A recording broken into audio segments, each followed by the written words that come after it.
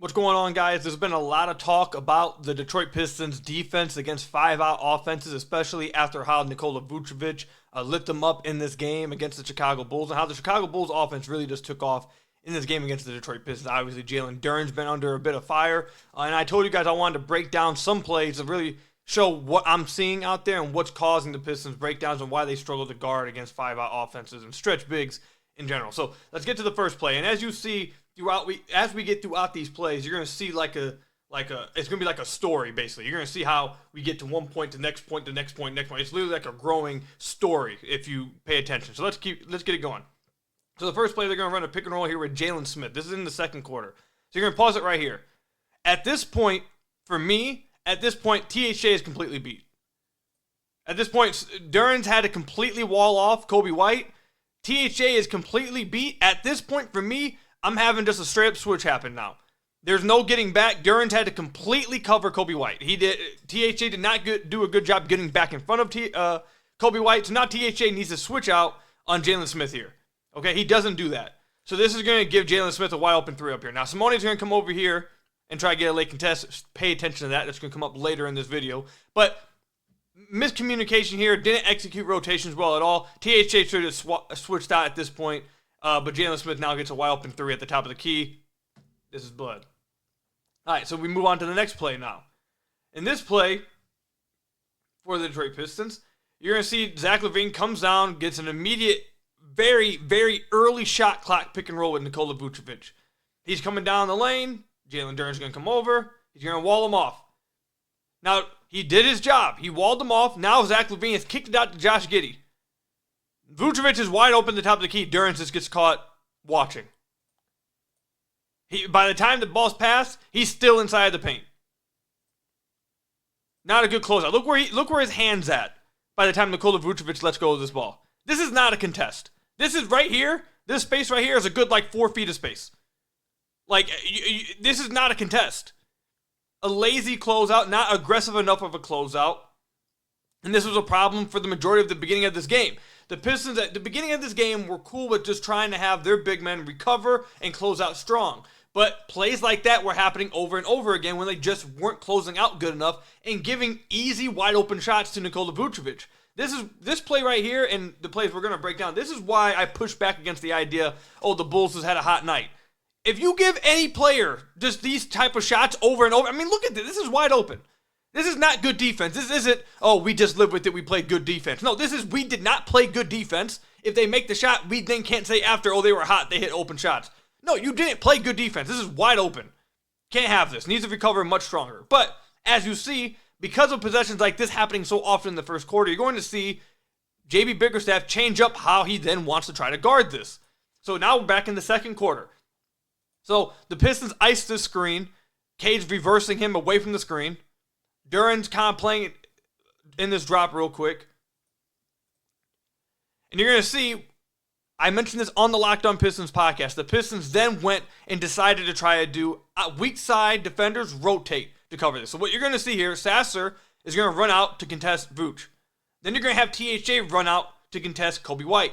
Duren's job, he has to get from here to over here. He is 2 passes away. He should be able to get there. And if not get there, at least get a good enough contest. He is 2 passes away at this point.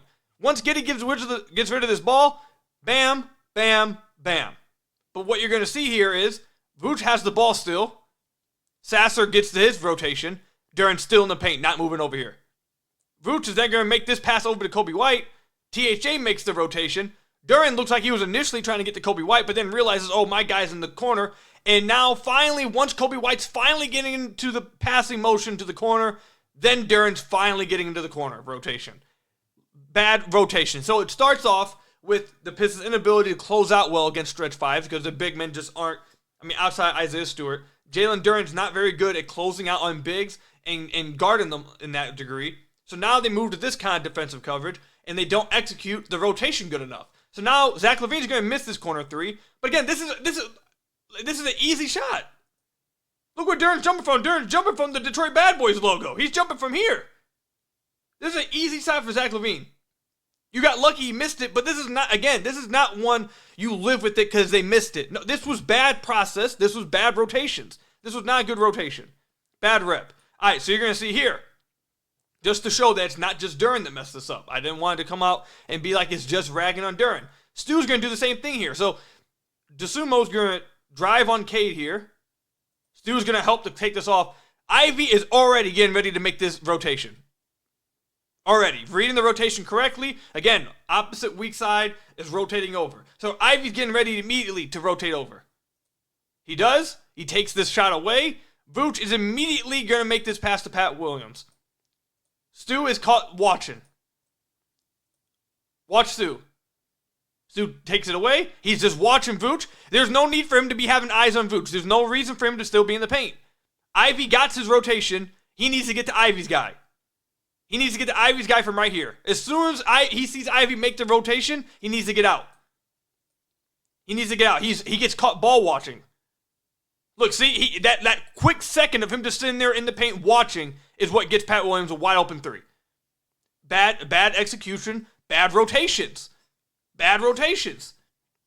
Okay, so now you've seen them struggle against closeouts, so they switch the defensive coverage to, okay, we're then going to have weak side rotations come up. We're going to have them make the rotation, and then our big men have to get to the next guy. They messed that rotation up. So now you are going to see the third defensive coverage they've tried to go against now. And now they're going to try to hide their big man on Josh Giddey, because he's a non-shooter, and let them kind of free roam a little bit, and then put Tobias on Nikola Vucevic. Well, the problem that's going to come of this, which you're going to see on this possession, they're going to kick out to Josh Giddey. You're okay with him taking that shot. You don't care about him really taking the shot.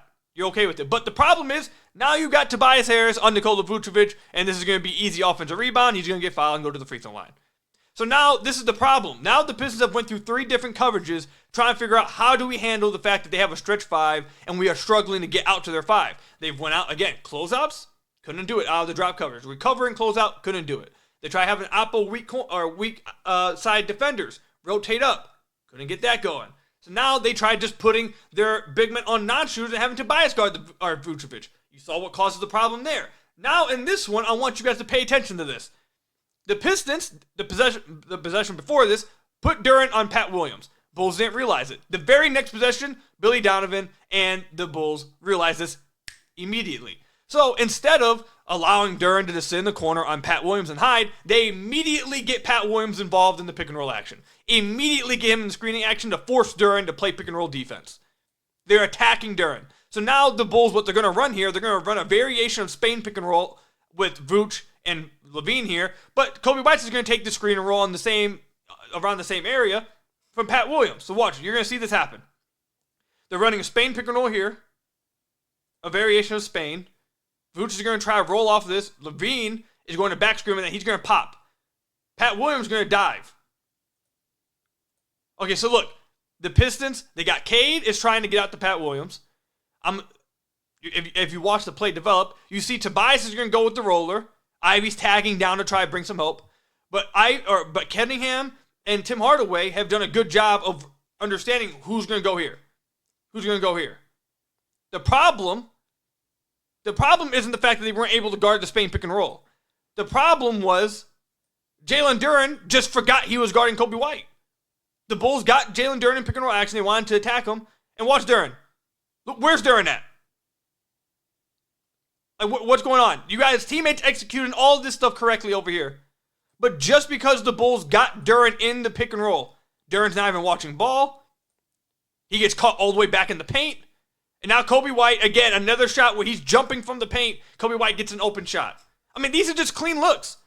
This is not, oh, you just live with it, they were hot. These are clean looks. You're giving them easy looks.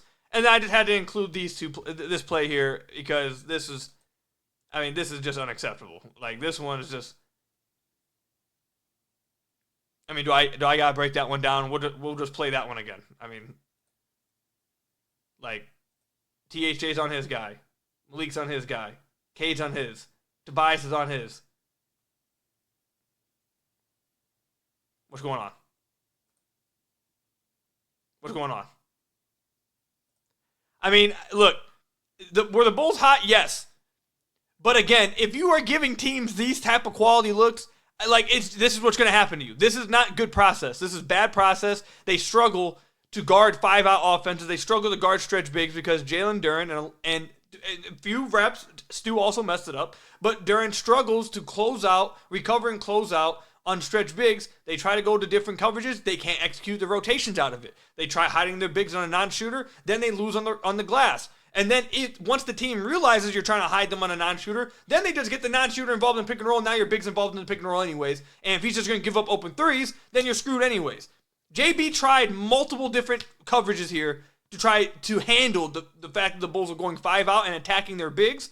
And the Pistons players either couldn't execute rotations, weren't closing out good enough, or simply just fell asleep multiple times. You can't have it. You can't have it, and that's what's going to lose you games. This isn't the Bulls were just hot. This is the Pistons couldn't execute a defensive game plan correctly.